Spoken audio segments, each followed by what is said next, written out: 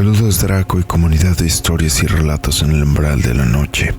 Hace poco tuve la oportunidad de contactar con algunos miembros del canal y me inspiraron la suficiente confianza para contarles esta pequeña experiencia.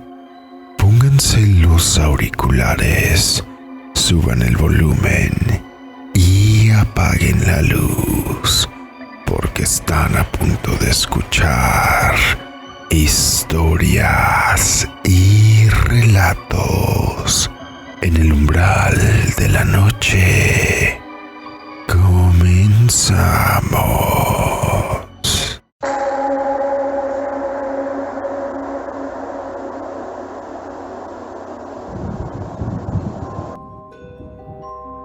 Hace algunos años atrás nos mudamos a una nueva propiedad en los alrededores de la colonia Las Águilas, en el municipio de Zapopan, en Jalisco.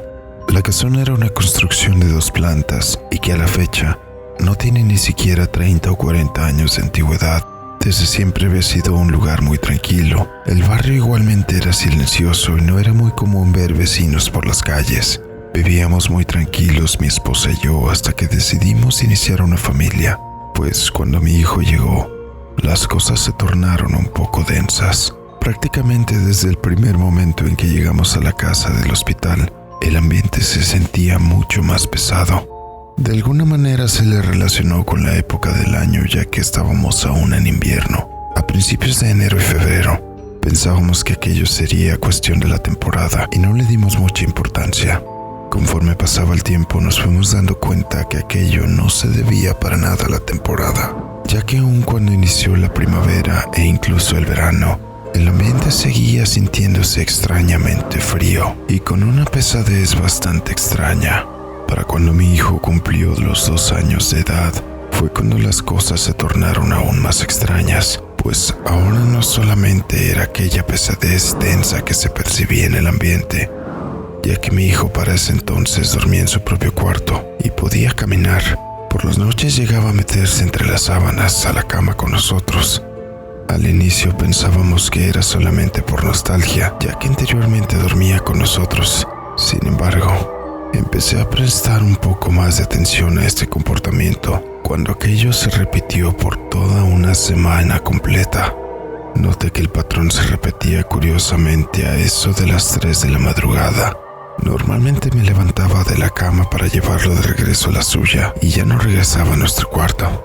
Pero en una de esas ocasiones en que me levanté para llevarlo de regreso, sentí que el ambiente estaba mucho más denso de lo normal, por lo que preferí solo levantarlo y acomodarlo un poco de mejor manera en la cama con nosotros, y me di la vuelta para beber un poco de agua, cuando sentí un ligero rasguño que se deslizaba del glúteo hacia mi pierna, al mismo tiempo que un escalofrío me recorría la espina dorsal. De pronto me sentía intranquilo. De inmediato volteé en dirección a la cama, pues se me ocurrió que tal vez mi hijo había tirado algún manotazo al aire, pero tanto él como mi esposa estaban dormidos de espaldas hacia mí, por lo que ninguno de los dos podía haberme tocado a la pierna. En ese momento aquel roce me comenzó a arder, por lo que fui al baño para ver qué es lo que había pasado. Entré y cerré la puerta para ver bien de frente al espejo y bajarme la pijama. Noté que justo en el área donde sentí aquel roce había una línea algo profunda, un rasguño, como si algo me lo hubiera hecho, pero con 2 puntas de manera paralela. Tenía por lo menos 15 centímetros de largo desde el glúteo a la pierna, por lo que era improbable que un simple roce hubiera provocado aquella herida tan profunda, sobre todo porque la pijama estaba completamente intacta. Nuevamente un escalofrío me recorrió por todo el cuerpo. Regresé a la cama y no pude dormir con tranquilidad aquella noche. Desafortunadamente, aquello solamente fue subiendo de intensidad. Los días que siguieron notaba que mi hijo se portaba un poco extraño. Ahora no solamente durante la noche, cuando llegaba a la cama, sino que también durante el día trataba de estar la mayor parte del tiempo con nosotros. Incluso cuando nos sentábamos en la sala a jugar con él, se quedaba mirando fijamente en dirección a las escaleras que llevaban a la segunda planta. Para ese entonces aún no sabía hablar, pero nos hacía señas como si hubiera alguien allá arriba, como si en la segunda planta de la casa hubiera un señor. pero al mismo tiempo hacía mímicas como si la persona que estuviera ahí arriba fuera un fantasma, ya que hacía señas con las manos y el sonido que nosotros le habíamos enseñado cuando normalmente veíamos películas de ese tipo.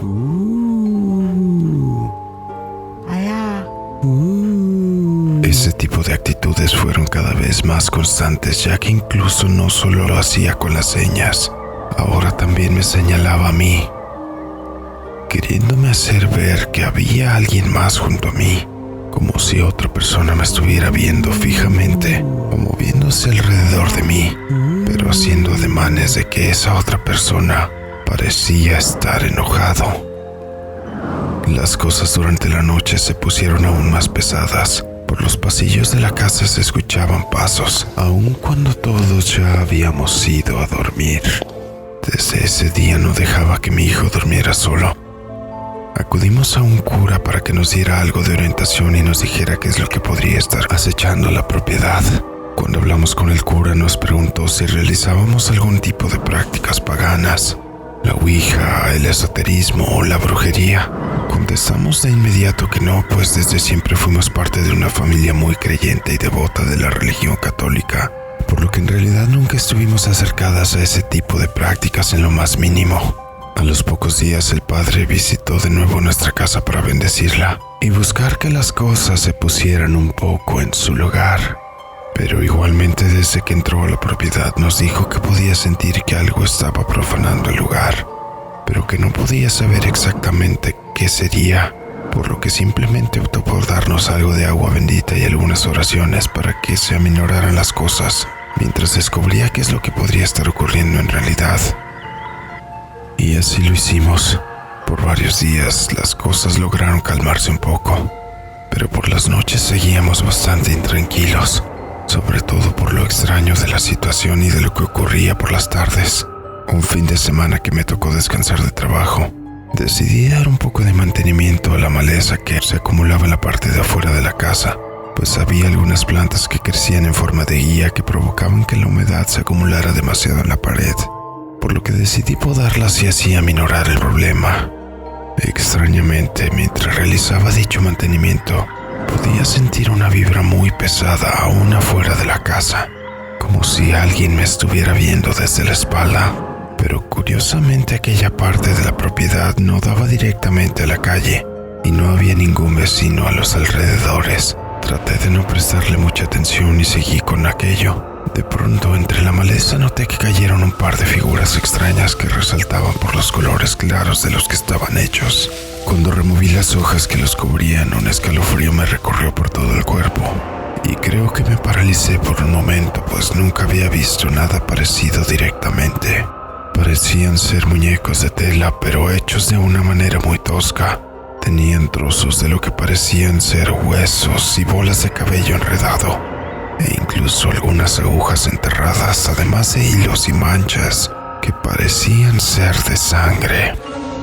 Tomé unas ramas y unas hojas de papel periódico para evitar tocar lo que sea que fueran aquellas extrañas y grotescas figuras para llevarlas a otro lado. Llamé al cura para decirle lo que había encontrado. Cuando llegó, al igual que yo, se sorprendió de aquellas extrañas y grotescas figuras.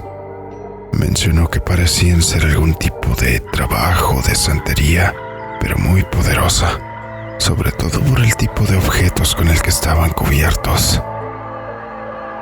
¿Tienen algún tipo de enemigos o alguien a quien no le caigan bien?, nos preguntó el señor cura. No, prácticamente no interactuamos con ninguno de los vecinos, le contesté. Finalmente, utilizando algunas hojas más de papel periódico como guantes, lanzó un par de bendiciones sobre los muñecos extraños y se los llevó al rincón más alejado del patio, haciendo un ritual con las figuras y algunas cosas que él mismo había llevado. Por la propia seguridad de mi hijo y de mi esposa, el padre no nos permitió acercarnos, por lo que los detalles de qué fue lo que hizo como tal no están a mi alcance por el momento. Solo puedo decirles que hubo fuego y unas llamas que se elevaron por lo menos 2 metros de altura, acompañados de unos sonidos que parecían gritos de lamentos que me erizan la piel solo de recordarlos. Afortunadamente, después de aquel rito, el ambiente se sintió mucho más calmado y mi hijo dejó de despertar a mitad de la noche, por lo que a los pocos días pudimos regresar a su habitación sin ningún tipo de inconveniente o incidente mayor. Ahora es un adolescente y hasta donde sé, no ha vuelto a ver ese tipo de entidades que captaba en aquellos tiempos. Gracias por compartir mi experiencia.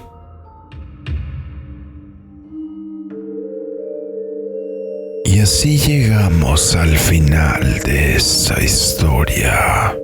Bastante extraña la forma en que se pueden llegar a manifestar algunas entidades, que algunas veces son atraídas por objetos con cargas de energía negativa. Déjame en los comentarios por qué crees que les dejaron aquellas figuras o con qué fin encaminaron aquellas energías negativas sobre esa familia. También en los comentarios nos puedes dejar tus experiencias o historias que quieras compartirnos. En la descripción puedes encontrar nuestras redes sociales para que nos apoyes y sigas en ellas, especialmente en YouTube, suscribiéndote, dándole un like y compartiendo, para de este modo poder seguir trayendo más contenido en todas las plataformas. Te invito igualmente a que nos hagas llegar tus historias y sugerencias en nuestro correo electrónico dracotrx13@gmail.com. Todas las historias son tomadas con respeto y en cuenta para nuestras futuras entregas, sin importar qué tan cortas o largas puedan ser. Le agradezco a toda la comunidad que nos ha estado apoyando y siguiendo en todas nuestras redes. Para este momento estamos a punto de llegar a los 2000 suscriptores en YouTube. Ojalá y nos puedas ayudar a seguir creciendo aún más. Yo soy DracoTRX. Muchas gracias. Nos vemos.